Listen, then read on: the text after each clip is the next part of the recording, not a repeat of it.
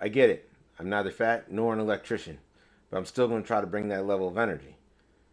Here we go. If you think World War II was fought fairly, I have a tank crew that'd like to have a word with you. This is the story of the 761st Tank Battalion, better known as the Black Panthers, the first African American tank unit in U.S. Army history, whose motto was, "Come out fighting," which is impressive because the Army spent 2 years doing everything possible to keep them from doing exactly that.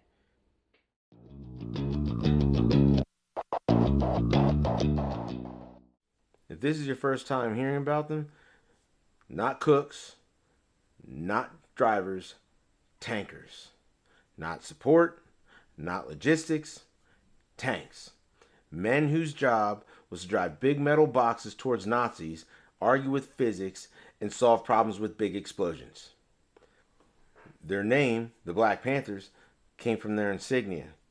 And their motto, "Come out fighting," which is a bold thing to put on a patch when the Army isn't even sure they're going to allow you to do that. Now let's set the stage. It's 1944. FDR is in office for the fourth time. That's right, fourth time. This is before the 22nd Amendment was ratified in 1951. You have the Axis powers flexing some serious pinky in the brain energy. The same thing we do every night, Pinky. Try to take over the world. And though not easy, Allied forces are laying down some freedom-loving hate on the Nazis and all their homies and filling the whole world with some freedom seed ventilation. This is where our story takes place. Now let's back it up a little bit. The year is 1940. It starts with a man by the name of General Leslie J. McNair, who is the main proponent of allowing black soldiers to serve in armored units. Needless to say, it was not the most popular idea. For those not tracking, this is pre-civil rights, okay? So if you were of the dark green variety, life wasn't sweet and segregation was in full effect.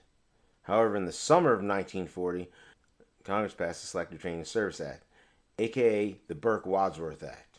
This was meant to remove racial discrimination, but wouldn't remove racial segregation. That wouldn't become a thing until 8 years later under Taft.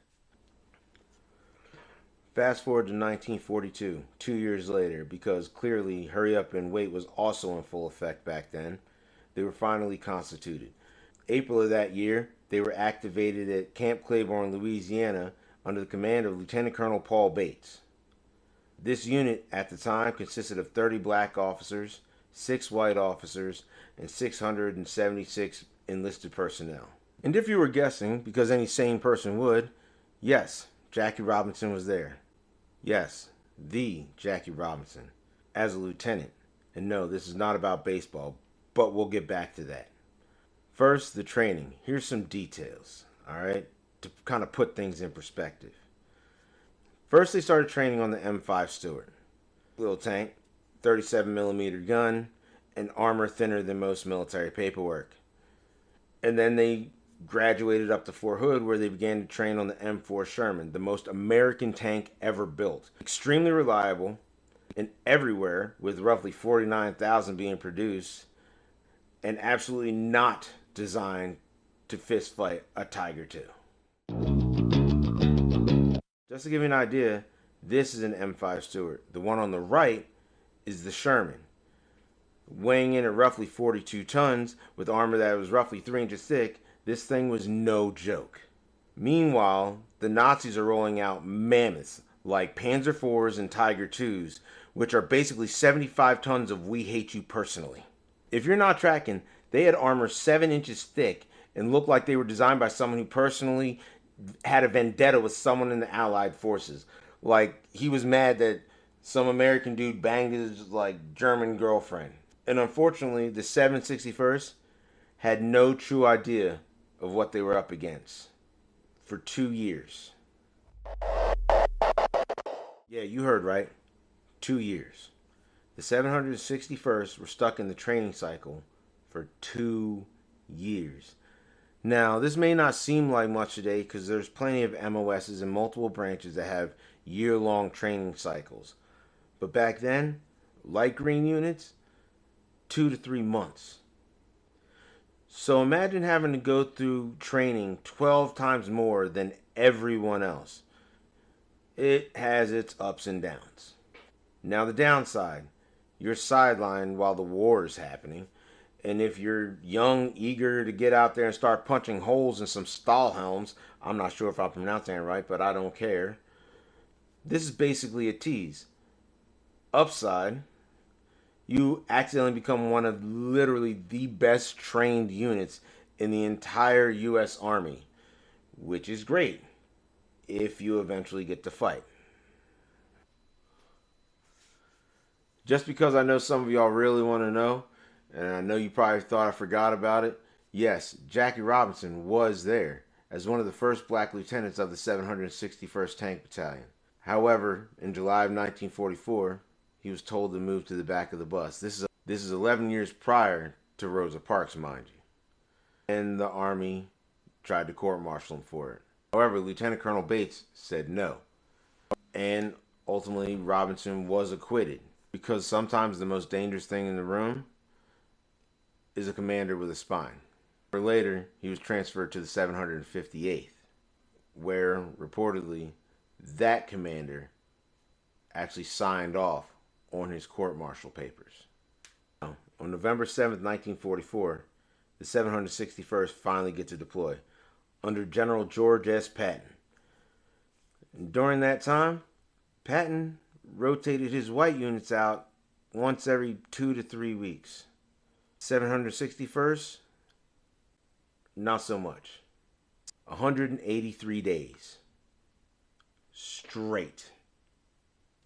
6 countries. And a 50% casualty rate. Losing over a dozen tanks and 150 soldiers. With no rotation. Because when you prove yourself, sometimes the reward is more work. Pretty typical story of the U.S. military. They fought at Morville-les-Vic, where they met most of their brutal combat to liberate a small town of less than 100 residents still to this day. They fought at Calais, Bastogne, Guebling, I don't know how to pronounce this, Moyenavik, Vic-sur-Soleil, and in the Ardennes. They fought longer and harder than any unit there.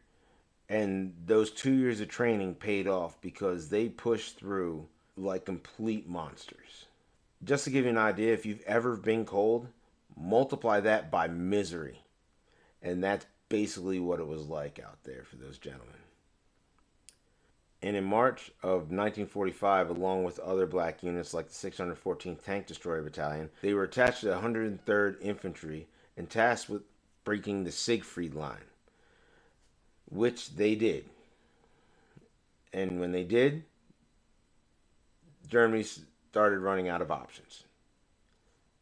Listen, I get it. They weren't the only unit to be there, but you need to understand something. This was a reinforced border designed to be more difficult than trying to get your stuff back from your crazy ex while they're off their meds. Except this hoodie stretched roughly 390 miles along the Nazi Germany's west wall. It was basically their last resort. In this fight, the Black Panthers took heavy losses, losing reportedly 9 of 11 tanks as far as what I could find, with 24 killed and 81 wounded. And to top it all up, they even fought at the Battle of the Bulge and were one of the units that made a deciding factor in that battle. And in 1978, 33 years later, they were awarded the Presidential Unit Citation. Not because of politics, not because of optics, but because history finally caught up. The 761st didn't just fight Nazis. They fought a system that didn't expect them to win. And then they won anyway. Their motto was come out fighting, and that's exactly what they did. And they won.